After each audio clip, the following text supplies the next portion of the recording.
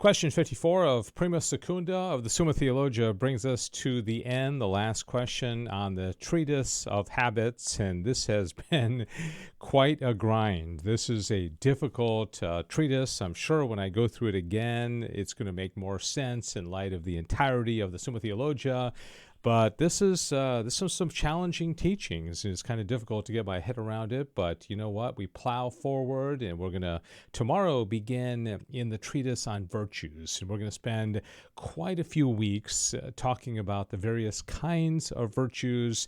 And interestingly, when we get into Secunda Secundae, which is the second part of the Summa, St. Thomas is going to more specifically talk about the various kinds of virtues, the intellectual virtues, the theological virtues, and much more specifically. But what we're going to get into beginning tomorrow is more of a general overview of the various kinds of virtues, and I think it's going to be quite cool. Article 1 says whether many habits can be in one power. Now, when we talk about a power, we're talking about a power of the soul. Remember, we had the concupiscible power, we had the irascible power. So there's various powers in the soul. So St. Thomas is here trying to figure out where exactly do the habits lie? What faculty of the human person are they going to be associated with? And I'm going to give you kind of an abbreviated version of this because it does get pretty deep. He says, habits are dispositions of a thing that is in potentiality to something, either to nature or to operation, which is the end of nature. Okay, so operations have to do with things that we do. Nature has to do with who we are as human beings, our nature, and what's conducive to our nature and the best end for our nature. As to those habits which are dispositions to nature, it is clear that several can be in the same subject, since in one subject we may take parts in various ways, according to the various dispositions of which parts there are various habits. And then I skip a little bit. If, however, we speak of those habits that are dispositions to operation and belong properly to the powers, thus again, there may be several habits in one power. So with both nature and in operations, there can be many habits in one power. And then the last section here says, wherefore, just as several objects can move one passive power, so can one passive power be the subject of several acts or perfections specifically diverse. Now, habits are qualities or forms adhering to a power and inclining that power to acts of determinate species. Consequently, several habits, even as several specifically different acts, can belong to one power. So, bottom line here, yes. The answer to this question is yes. Whether habits are distinguished by their objects. Oftentimes, when we get into especially when we get into virtues, Thomas wants to know, well, what's the object? What is the object of this particular virtue, of this particular power? And so in this, just the last sentence here says, accordingly, habits are specifically distinct in respect of three things. First, in respect of the active principles of such dispositions. Secondly, in respect of nature. Thirdly, in respect of specifically different objects, as will appear from what follows, because now we're going to get into the whole idea of good and bad habits. Now, this one, Article 3, finally something that is like, yes, okay, I understand this. This makes sense. Are habits divided into good and bad habits? Now, we know, like this couple here running, they've got into a good habit, we presume, of running or waking up early, that kind of thing. So we know the answer to this, but how St. Thomas Aquinas explains it, that's a whole other question. He said habits are specifically distinct not only in respect of their objects, which we talked about last time, and active principles, but also in their relation to nature. Now, this happens in two ways. First, by reason of their suitableness or unsuitableness to nature.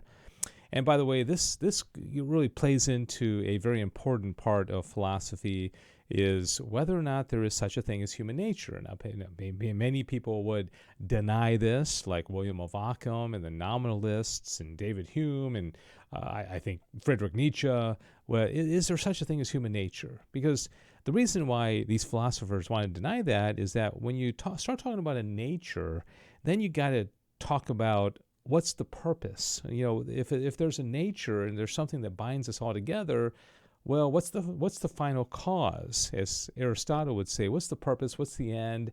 What are we all moving towards? And that's why nature is a pretty big word. Yeah, and of course, St. Thomas Aquinas does believe there is such a thing as human nature, and it's tied into the universal aspect of humanity and what we all have in common. In this way, a good habit is specifically distinct from a bad habit, since a good habit is one which disposes to an act suitable to the agent's nature, while an evil habit is one which disposes to an act unsuitable to nature. Thus, acts of virtue are suitable to human nature, since they are according to reason. Now he brings reason in, okay? So how do we know if something's in accord with nature? Well, it's in accord with reason. So there's a connection between reason and nature. Whereas acts of vice are discordant from human nature, since they are against reason. And our reason has got to be in line with divine reason, with divine law, eternal law, right? So there's a real relationship between all these. Hence, it is clear that habits are distinguished specifically by the difference of good and bad. Secondly, habits are distinguished in relation to nature from the fact that one habit disposes to an act that is suitable to a lower nature, while another habit disposes to an act of a higher nature, and thus human virtue, which disposes to an act befitting human nature, is distinct from godlike or heroic virtue, which disposes to an act befitting some higher nature. Interesting, isn't it? Article 4, whether one habit is made up of many habits. Okay, or do we have a habit that has many habits to it? A habit-directed operation, such as we are chiefly concerned with at present, is a perfection of a power.